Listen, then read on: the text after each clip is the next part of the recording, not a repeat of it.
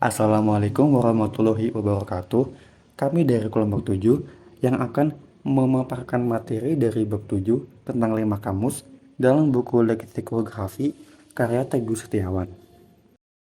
Dalam bab 7 ini terdapat konsep lema yang akan dipaparkan oleh Salma, penentuan dan pemilihan lema yang juga akan dipaparkan oleh Salma, pembuatan daftar lema yang akan dipaparkan oleh Ciara, penataan daftar lema yang akan dipaparkan oleh Reva, tipe lema yang akan dipaparkan oleh Utom, penyusunan lema yang akan dipaparkan oleh Zaini, dan informasi lema yang akan dipaparkan oleh Tasya.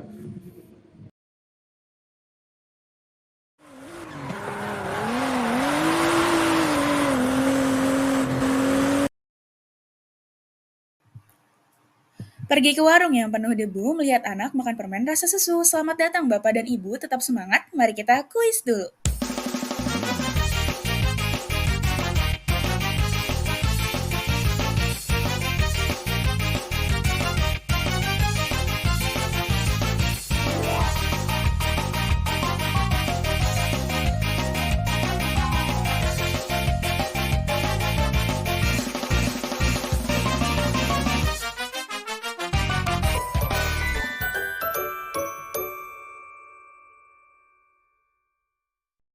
Istilah lain lema adalah entry kamus, dan lema ini terdiri atas lema inti dan sublema. Lema inti ini merupakan lema pokok yang biasa dicetak tebal di dalam kamus, dan sublema merupakan bentuk turunan dari lema pokok atau lema inti tersebut. Bentuk turunannya misalnya secara morfologis ada bentuk afiksasi, reduplikasi, komposisi, dan hal-hal lain yang merupakan bentuk turunan dari lema tersebut. Dan penyusunannya tersusun secara alfabetis. Alfabetis ini bisa dalam susunan vertikal maupun susunan horizontal. Vertikal artinya dari atas ke bawah, baik huruf demi huruf, kata demi kata. Begitu pula dengan format horizontal, yaitu kiri ke kanan, baik huruf demi huruf maupun kata demi kata. Kemudian ada penentuan dan pemilihan lema. Lema merupakan istilah teknis dalam kamus ketika mencari informasi yang dibutuhkan.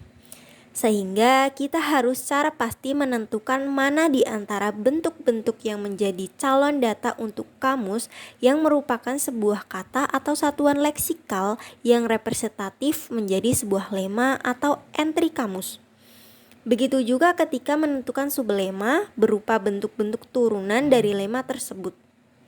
Di dalam leksikografi, satuan leksikal yang mengisi lema disebut leksem. Jadi, leksemlah yang digunakan ketika menyebut data yang mengisi lema. Dalam ilmu morfologi, leksem merupakan satuan leksikal abstrak yang mendasari berbagai bentuk di atasnya. Misalnya, membaca, terbaca, pembaca, bacaan. Kita bisa menganalisisnya dalam bentuk-bentuk turunan tersebut, yaitu leksem baca. Dengan menentukan leksem dari berbagai bentuk turunan tersebut, berarti kita telah mendapatkan sebuah lema atau entry kamus yang akan ditulis sebagai data pokok di kamus. Setelah itu, kita bisa menentukan berbagai bentuk turunan yang dimungkinkan dari leksem yang mengisi lema tersebut. Pembuatan daftar lema. Lema dibagi menjadi dua kelompok besar, yaitu kata umum atau common word dan nama diri atau proper name. Yang berkaitan dengan kata umum adalah kelas kata, bentuk leksikal, dan tipe kosakata. Berkaitan dengan bentuk leksikal, kata umum dapat dilihat dari 4 hal, yaitu variasi bentuk, variasi ucapan, infleksi, dan bentuk derivasi. Aspek variasi ini mengacu pada variasi kata penulisan atau pengucapan. Contohnya dalam lisan berupa almari dan dalam tulisan berupa lemari. Aspek ketiga yang berkaitan dengan kata umum adalah struktur leksikal. 3 struktur leksikal saat ini akan menentukan yang mana yang akan menjadi lema. Hal-hal yang harus diperhatikan dalam penyusunan lema.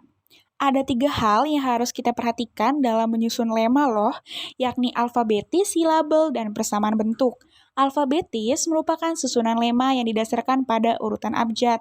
Sebenarnya, susunan alfabetis ini memiliki dua cara yang berbeda dalam menghasilkan urutan lema. Dua cara itu, yakni disusun berdasarkan kata demi kata, hal ini tentunya mempertimbangkan penulisan satu atau dua kata. Lema yang berisi tanda hubung dan terpisah oleh spasi tentunya akan memengaruhi urutan lema. Tentunya susunan ini didasarkan pada abjad susunan yang tidak mempertimbangkan spasi dan tanda hubung antar kata, seperti tampak pada penyusunan dalam KBBI. Kedua adalah silabel. Silabel ini adalah tanda penjelasan dalam lema yang terdiri dari satu huruf, seperti tanda titik atau garis vertikal. Yang ketiga adalah persamaan bentuk. Persamaan bentuk ini mengacu pada persamaan huruf pada lema yang dapat berwujud homograf, homofon, dan homonima. Menurut Atkins dan Michael, tipe lema dibagi menjadi 4. Yang pertama ada lema leksikal standar, yang kedua ada lema berbentuk abreviasi, yang ketiga ada lema berbentuk gramatikal, dan yang keempat ada lema ensiklopedia. Lema berbentuk leksikal standar berisi kosakata umum yang tidak hanya memiliki makna ataupun bentuk, tetapi memiliki acuan dan tidak berpengaruh pada konstruksi gramatikal. Kategori kata dalam lema ini berbentuk nomina, adjektiva, verba, numeralia, dan adverbia. Lema ini dapat dijabarkan lengkap maupun singkat tergantung jenis kamus. Berikut contoh lema tipe leksikal dalam KBBI. Yang kedua ada lema bertipe abreviasi. Lema ini berisi abreviasi atau pemendekan beberapa kata dengan beberapa huruf dalam sebuah teks bacaan, misalnya singkatan, akronim, dan kontraksi. KBBI hanya memasukkan abreviasi saja jenis akronim. Berikut contoh akronim yang menjadi lema dalam KBBI. Yang ketiga ada lema bertipe kata gramatikal. Lema ini berperan secara gramatikal. Setiap lema diberi informasi tentang variasi makna yang muncul dan konteks penggunaannya. Lema yang berperan secara gramatikal adalah kata atau frasa yang memiliki fungsi atau makna yang bisa berubah sesuai dengan konteks kalimat, serta dapat mempengaruhi struktur gramatikal dalam sebuah kalimat. Selain sebagai unit leksikal, lema ini juga mengandung informasi tentang cara penggunaannya dalam berbagai bentuk gramatikal. Misalnya, perubahan kata kerja, bentuk jamak, atau perubahan berdasarkan tense. Dan maknanya bisa bervariasi tergantung pada konteks. Dalam kamus, setiap lema yang berperan secara gramatikal biasanya disertai dengan penjelasan tentang variasi makna dan konteks penggunaan. Dalam variasi makna, lema tersebut dapat memiliki lebih dari satu makna yang bergantung pada konteks kalimatnya. Kemudian dalam konteks penggunaan, informasi tentang kapan dan bagaimana lema tersebut digunakan dalam kalimat, termasuk peran gramatikalnya, subjek, predikat, objek, kata keterangan, dan lain-lain. Dan juga hubungan dengan kata lain di dalam kalimat. Berikut contoh lema dalam KBBI yang bertipe gramatikal. Dan yang keempat, ada lema bertipe ensiklopedis. Lema ini berbentuk nama diri yang berjenis nama perayaan atau nama festival. Kata ensiklopedia yang ditulis dalam kamus umumnya dimuat dalam ensiklopedia. Dalam kamus monolingual tipe lema ini muncul meskipun jumlahnya sedikit. Penjelasan dalam kamus pun cenderung singkat dibandingkan penjelasan dalam ensiklopedia. Berikut contoh lema tipe ensiklopedia dalam KBBI. Selanjutnya, penyusunan lema. Penyusunan lema dalam kamus dilakukan oleh leksikografer dengan memperhatikan beberapa aturan tertentu. Leksikografer biasanya menggunakan urutan alfabetis yang terdiri dari dua pola, deret vertikal dan deret horizontal. Yang pertama, deret vertikal. Urutan ditentukan berdasarkan huruf pertama dari setiap lema, misalnya agen, bakar, cuci, duga, ekor, fakir, gadu. Yang kedua, deret horizontal. Pola ini digunakan untuk lema yang memiliki huruf awal sama, di mana urutan huruf berikutnya yang menentukan. Contohnya adalah urutan lema dengan awalan lu, seperti luka, lulus, lumat, lumayan, lumpung, lumpuh, lunak, lutut. Selanjutnya ada kata berhomonim. Untuk kata-kata yang berhomonim, urutannya tidak ditentukan oleh abjad, melainkan oleh frekuensi penggunaannya. Misalnya kata halaman yang berarti pekarangan rumah ditempatkan lebih awal daripada halaman yang berarti dari lembaran buku, karena makna yang pertama lebih umum digunakan. Selanjutnya, polisemi. Dalam kasus polisemi, urutan makna juga didasarkan pada frekuensi kemunculan.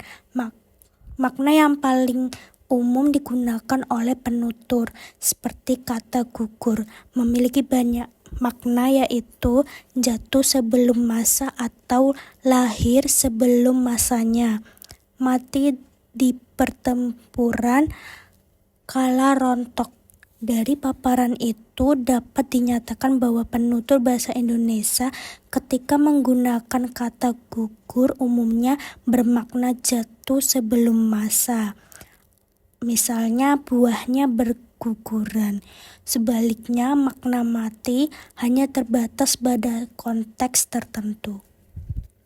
Formasi lema dibagi menjadi 4. Yang pertama ada ejaan.